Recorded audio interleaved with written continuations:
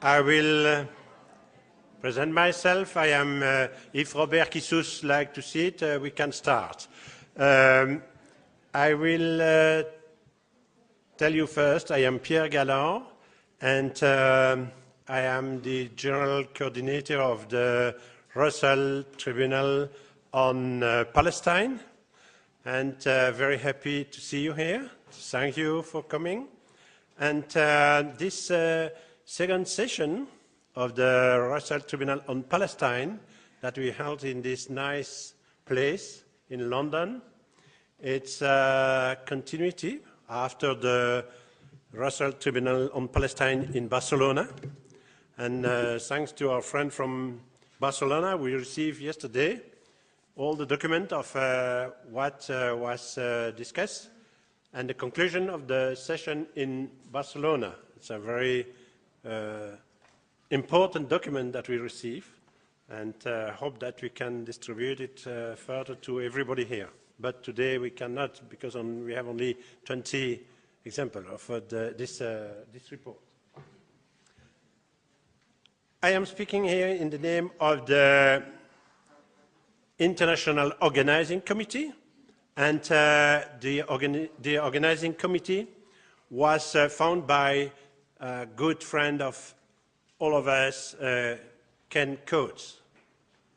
And Ken Coates died during the month of July, and it's pity for us, and maybe can I ask you for 1 minute of memory for our friend Ken Coates, please stay up.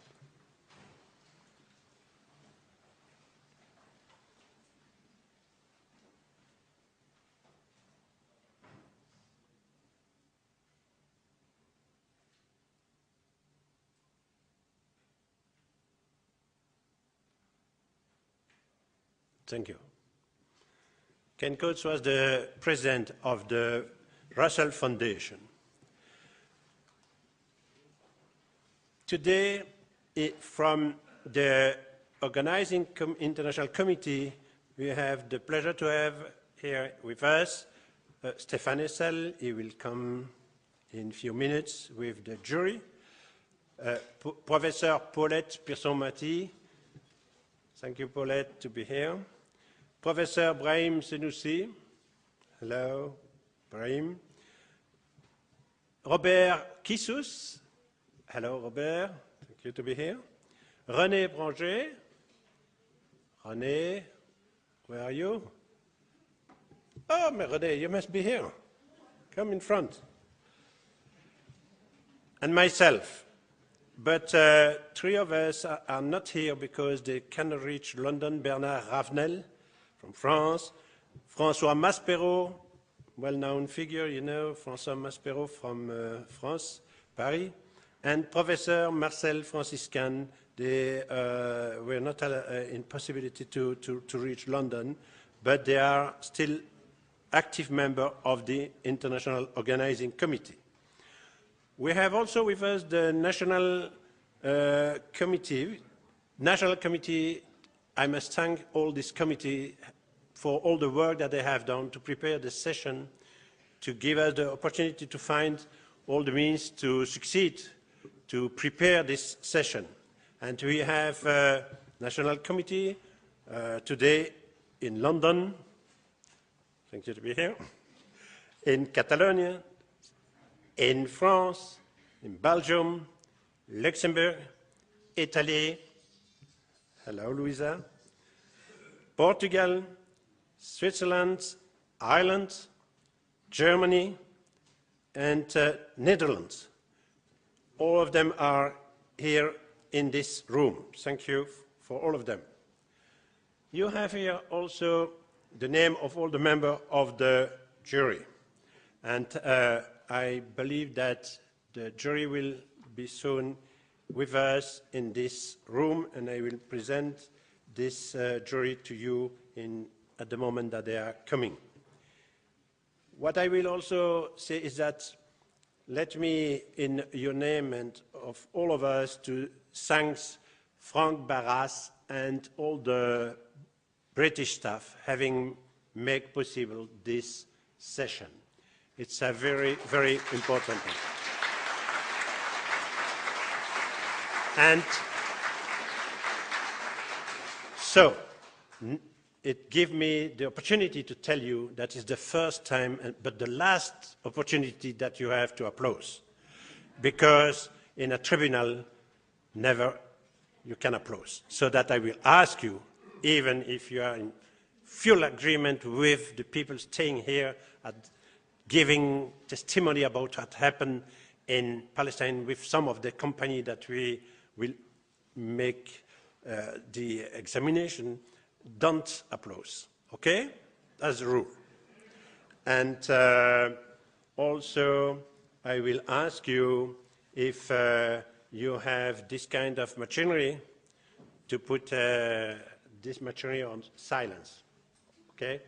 Thank you very much to do it now so that we will not be disturbed by beep and all the other sonory possible.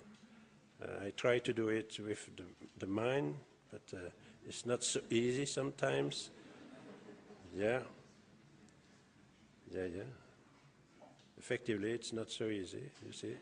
Maybe it's because he is reluctant to that, I don't know. But it will happen.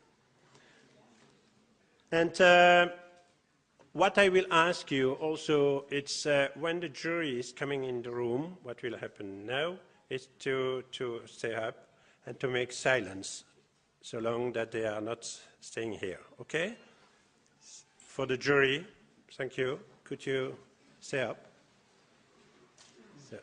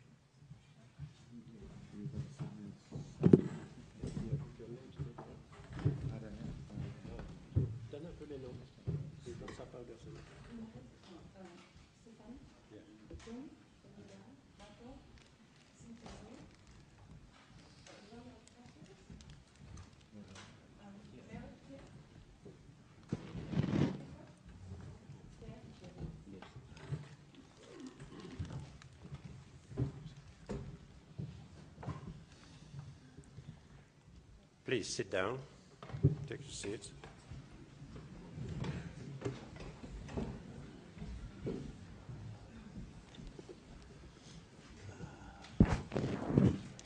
Stéphane Hessel, ambassadeur de France et président d'honneur du Tribunal Russell sur la Palestine. Welcome. Now, Mariette Korean Maguire, prix Nobel de la paix 1976, North Ireland. Welcome. Ronald Casrill, author, activist, former minister from South Africa.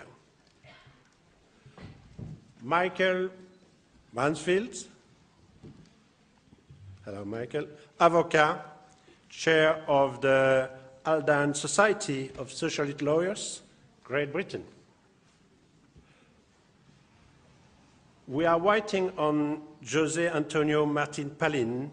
He is former magistrate from the Supreme Court of Spain. He will be with us a little bit later. It's a question of, I believe his flight is a little bit later. Cynthia McKinney. Hello, Cynthia.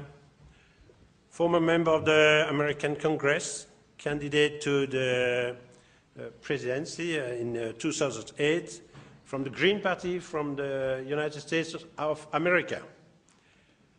John Dugard. Hello, John. Professor in international law former special rapporteur of the UN on Palestine. He is coming from South Africa.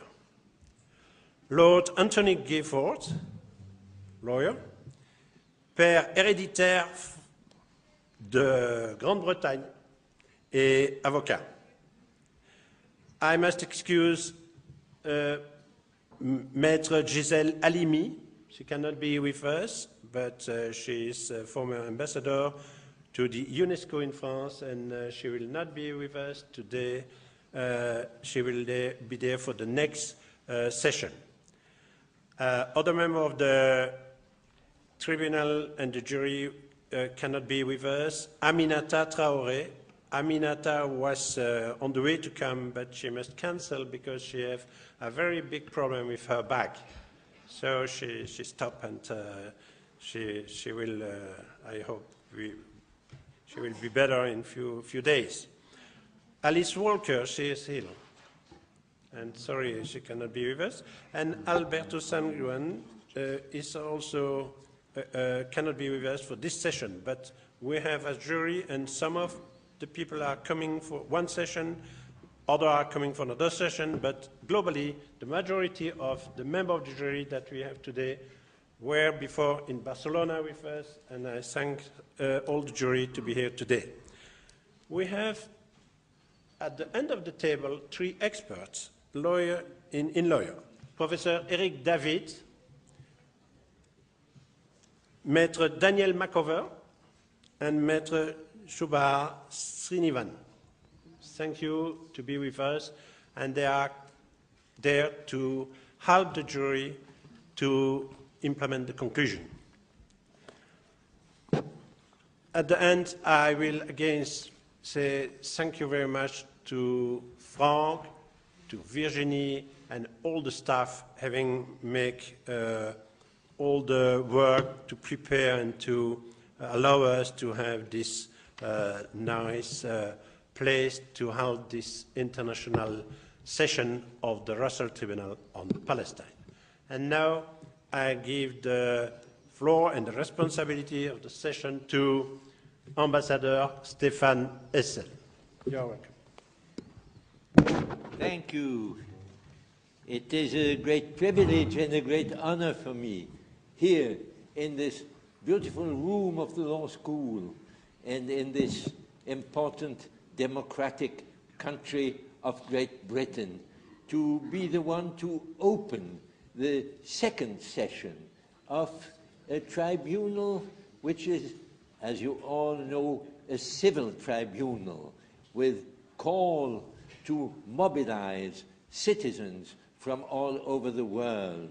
In the particular case today of looking at international cooperation, complicity in Israel's violations of international human rights law, international humanitarian law, and war crimes. It is, as you all know, the second session of our tribunal.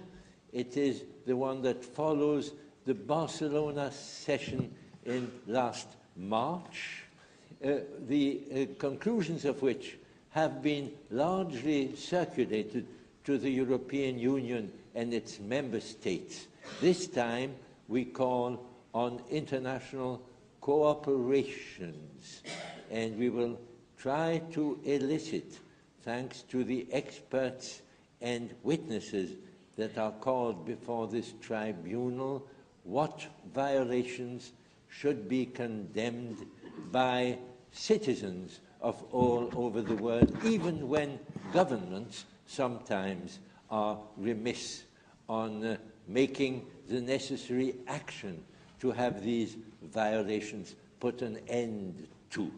I thank you for your presence in this beautiful room, and I will now turn the floor to my esteemed neighbor, Michael Mansfield. Thank you.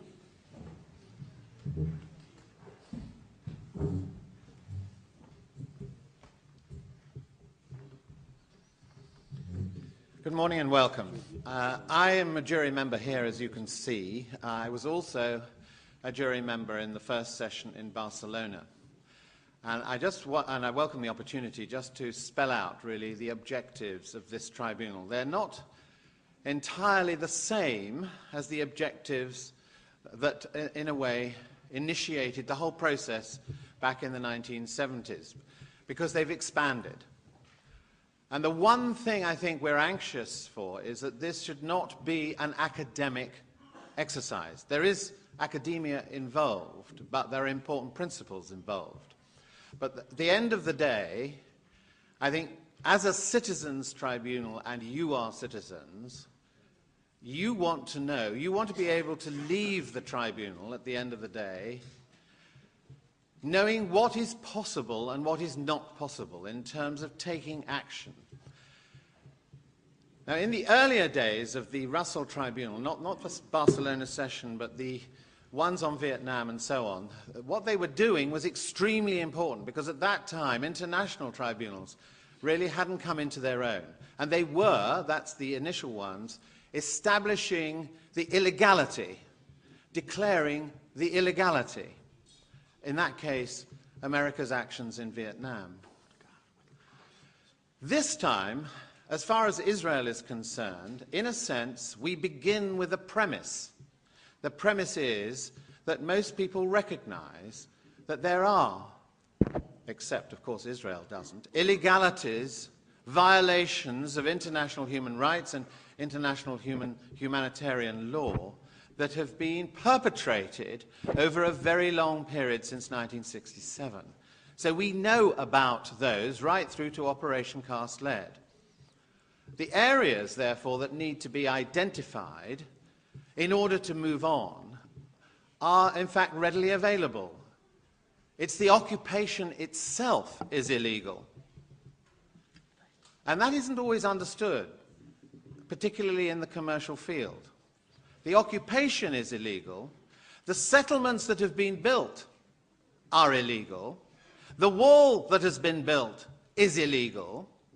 It isn't just me saying it.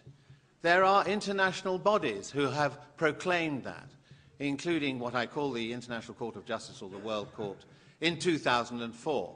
So the precedents are extremely clear for that. So the real question is, how is this being allowed to continue from a legal point of view? Who is doing anything about it? Well, you will have guessed the answer to that. Very few people, which is why we are turning to the people in order to elicit what is possible. Now, the first session in Barcelona dealt with the complicity of the European Union and of the European states with regard to obligations they had under international law to prevent the illegalities, which has just been referred to by Stéphane and Pierre. In other words, representations were made to the European authorities at the end of our session in Barcelona. This time, we're looking at something which goes often unnoticed. When you go shopping, unnoticed, is corporate responsibility, corporate complicity, commercial involvement. And if you think about it, the settlements, the occupation itself, the wall, aggressive actions as there were in Gaza, all involve materials and resources and services. They aren't necessarily just being provided by governments, they're actually being provided by commercial enterprises. Now, what you will want to know is, who are these commercial enterprises? Where are they based? Under what name do they go? So that you can yourself, if you want to do something about it, identify them, ask them questions, and possibly pursue them with legal redress. Now, that exercise, of course, requires not only a little knowledge of the law, perhaps even more, by the time you've listened to the experts that have come, and the identification which we hope we will be able to provide at the end of how you may provide that redress. And I just pinpoint one thing this week. I don't know whether any of you were listening to Radio 4 2 days ago. They had a report from a village near Nablus.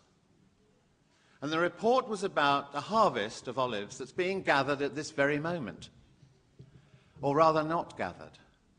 Because again, Palestinians in this particular area, although it's their land, are only allowed to return in very limited numbers at very limited windows of opportunity. And when they get to the olive groves, what do they find? They've been damaged, but in this particular instance, the report indicated that it was a settlement that had been designed in such a way that the effluent was dispersed across the land of the olive groves and the trees had died.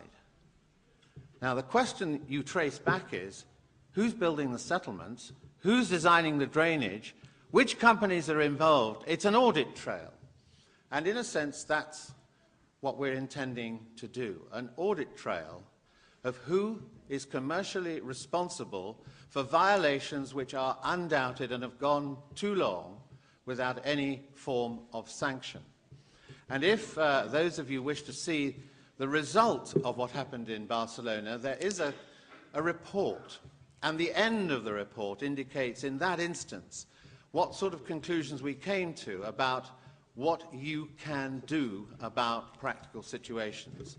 And I end with one other practical situation so you can begin to get your head around the issues that we want to confront. Those of you may remember a young American woman called Rachel Corrie, who very courageously decided that she wished to protect a family whose house was going to be demolished. And what happened was she was demolished by a bulldozer driven by IDF personnel, but made by an American company called Caterpillar. So this time the question is, can Caterpillar be made responsible? Well, there are answers to come on that front from experts from the United States of America. So that's really what we're trying to address today, and I hope that gives you an insight into our objectives. And welcome again. I will present myself. I am, if Robert Kissus like to see it, we can start. I will tell you first, I am Pierre Galland, and I am the General Coordinator of the Russell Tribunal on Palestine, and very happy to see you here. Thank you for coming. And this second session of the Russell Tribunal on Palestine that we held in this nice place in London, it's a continuity after the Russell Tribunal on Palestine in Barcelona. And thanks to our friend from the Special Committee, we have the pleasure to have here with us Stéphane Hessel. He will come in a few minutes with the jury. Professor Paulette Pearson-Maty. Thank you, Paulette, to be here. Professor Brahim Senoussi. Hello, Brahim. Robert Kissus. Hello, Robert. Thank you to be here. René Branger. René, where are you? Oh, René, you must be here. Come in front. And myself. But three of us are not here because they cannot reach London. Bernard Ravenel from France. François Maspero, well-known figure, you know, François Maspero from France, Paris. And Professor Marcel Franciscan, they were not in possibility to reach London, but they are still active member of the International Organizing Committee. We have also with us the National Committee. National Committee, I must thank all this committee for all the work that they have done to prepare the session, to give us the opportunity to find all the means to succeed, to prepare this session. And we have National Committee today in London. Thank you to be here. Barcelona, we received yesterday all the document of what was discussed and the conclusion of the session in Barcelona. It's a very important document that we receive, and hope that we can distribute it further to everybody here. but today we cannot because we have only 20 examples of this report. I am speaking here in the name of the International Organizing Committee, and the Organizing Committee was founded by a good friend of all of us, Ken Coates. And Ken Coates died during the month of July, and it's pity for us. And maybe can I ask you for 1 minute of memory for our friend Ken Coates, please stay up.